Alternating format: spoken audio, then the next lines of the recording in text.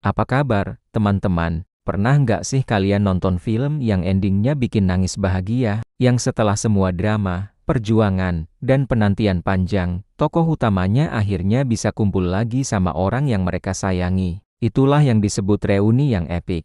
Nah, hari ini kita mau bahas soal reuni terbaik sepanjang masa, the best reunion yang pernah ada. Coba kita buka Alkitab di 1 Tesalonika 4 ayat ke-17. Di situ tertulis, sesudah itu kita yang hidup, yang masih tinggal, akan diangkat bersama-sama dengan mereka dalam awan menyongsong Tuhan di angkasa. Demikianlah kita akan selama-lamanya bersama-sama dengan Tuhan. Wow, coba resapi kalimat terakhirnya, selama-lamanya bersama-sama dengan Tuhan. Ini bukan sekadar janji manis. Ini spoiler ending dari cerita hidup kita sebagai orang percaya. Seringkali kita sibuk banget ngejar ini dan itu di dunia. Kita berharap sama kesuksesan, sama pengakuan orang, sama harta, atau bahkan sama hubungan dengan manusia. Semua itu nggak salah, tapi semua itu sifatnya sementara. Ayat ini ngajak kita buat benerin lagi arah pengharapan kita. Fix your hope, arahkan pengharapanmu bukan pada hal-hal fana di dunia ini, tapi pada janji kebersamaan abadi bareng Tuhan. Bayangin deh, setelah semua penantian, semua persiapan, dan semua perjuangan iman yang kita lalui, hadiah finalnya adalah kita bisa bareng Tuhan selamanya. Ini reuni yang paling manis, paling epik, dan paling sepadan dengan segala perjuangan kita. Penantian kita pasti akan berakhir dengan sukacita yang nggak akan pernah ada habisnya. Coba kita lihat kisah Rasul Yohanes. Di akhir hidupnya, dia sudah tua, sendirian, dan diasingkan di Pulau Patmos. Secara manusia, situasinya menyedihkan banget.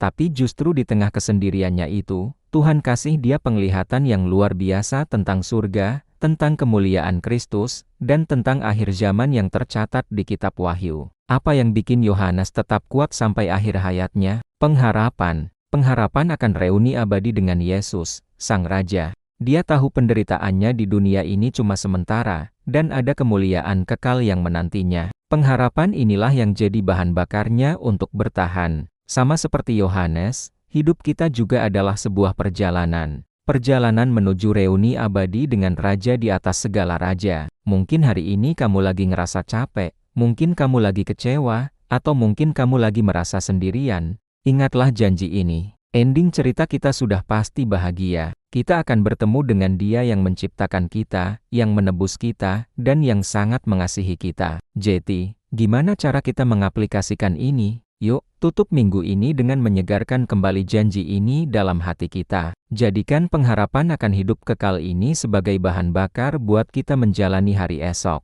Kalau kita tahu endingnya pasti bahagia, kita bisa lebih bersukacita dan lebih kuat dalam menghadapi tantangan hari ini, kan? Jadi, get excited. Sebab tujuan akhir kita adalah sebuah perayaan yang tak berkesudahan. Mari kita tutup dalam doa. Tuhan Yesus, terima kasih untuk janji kedatangan-Mu yang penuh kemuliaan. Terima kasih karena Engkau sudah menyiapkan tempat bagi kami. Hari ini, kami mau memperbaiki pengharapan kami. Bukan lagi pada dunia yang sementara ini, melainkan sepenuhnya hanya kepadamu. Pimpin setiap langkah kami, jaga hati kami, sampai pada hari kami bertemu denganmu muka dengan muka. Di dalam nama Tuhan Yesus kami berdoa. Amin. Terima kasih sudah nonton video ini. Jangan lupa untuk terus hidup dalam pengharapan yang pasti di dalam Kristus. Sampai jumpa di video selanjutnya, Tuhan memberkati.